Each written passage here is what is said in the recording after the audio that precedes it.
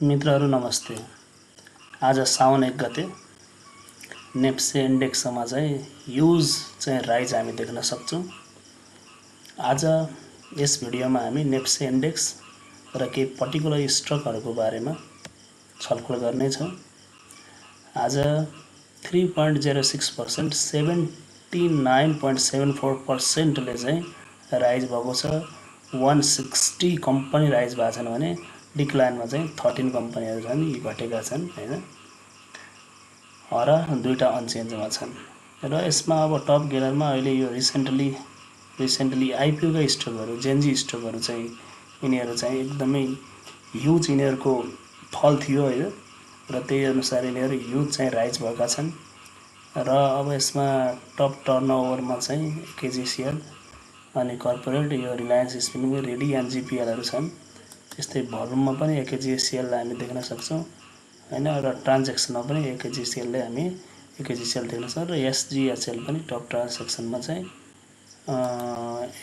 SG सानीगाड भन्ने यो चाहिँ हाइड्रो पावर हो, यो चाहिँ हामी देख्न सक्छौँ।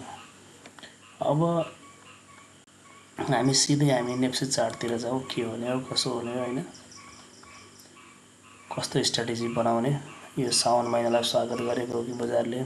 र एउटा चाहिँ गुड न्युज के थियो भने हाम्रो प्रधानमन्त्रीज्यूको गभर्नरसँग छलफल भएको न्युजको कारणले गर्दाखेरि नि यो बढेको होइन। र यसमा भोल्युम चाहिँ एकदमै ह्युज भोल्युम चाहिँ छैन कि, जम्मा भोल्युम हाम्रो कति छ भन्दा 4.5 अर्बको भोल्युम छ।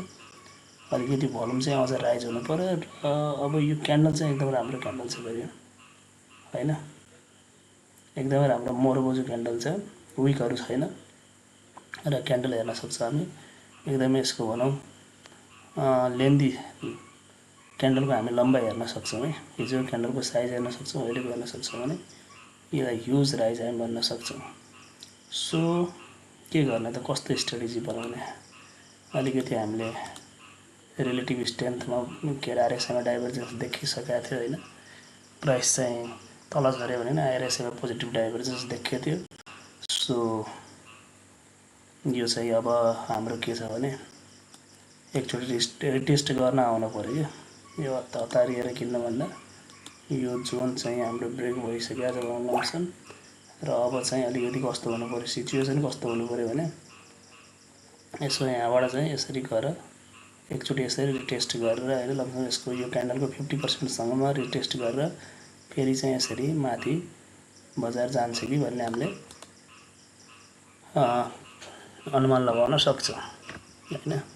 अब स्योर सर्ट भन्ने त हुँदैन। अब अहिले अलिकति सबै कुराहरू सान्दर्भिक भएको हुनाले र यो बढ्ने महिना पनि भएको हुनाले माथि जान्छ भनेर हामी त्यो गर्न सक्ने भयो। अब यसमा मैले यो जेन्जी स्टकहरूको लिस्टहरू बनाएको थिएँ होइन, यी सबै आएका न्यू आइपिओका स्टकहरू हुन्।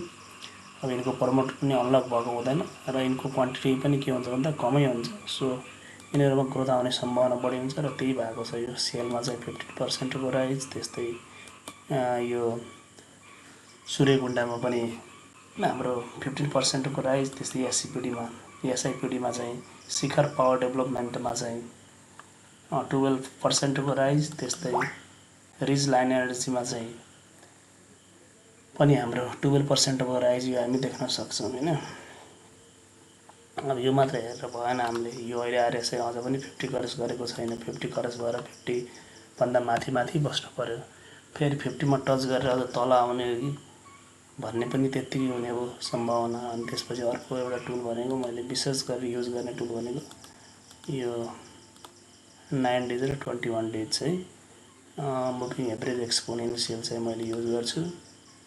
अब यो हाम्रो के छ भन्दा यसमा पनि हामीले हेर्ने हो भने केही नभए 21 डेजभन्दा माथि गएर त्यहाँ चाहिँ एउटा रेड क्यान्डल बनेर अनि त्यो रेड क्यान्डललाई क्रस गर्यो भने त्यो लिएको इन्ट्री चाहिँ एकदमै एउटा पोजिटिभ इन्ट्री हुनेछ र हामीलाई रिस्क हुने जुन हाम्रो लस हुने चान्स चाहिँ एकदमै मिनिमाइज हुनेछ है। त्यसरी हामीले स्ट्राटेजी बनाउनु पऱ्यो। आरएसआई डाइभर्जेन्स होइन के छ कसो छ, आरएसआईबाट हामीले एउटा पोजिटिभ डाइभर्जेन्स नेगेटिभ डाइभर्जेन्स हेर्न सक्छौँ होइन। सो यसले चाहिँ हामीलाई राम्रै गर्ला। अब अरू स्टकहरू पनि छन्, हाइक्याप स्टकहरू पनि छन् होइन। ती सबैलाई अब यसरी सरसर्ती एनालाइसिस तपाईँले आफ्नो तरिकाले एनालाइसिस गर्न पर्यो होइन। त्यसपछि यो हाम्रो एउटा एमिलुङ भन्ने पनि छ, यसमा पनि अलिकति क्यान्डल राम्रो बनेको छ।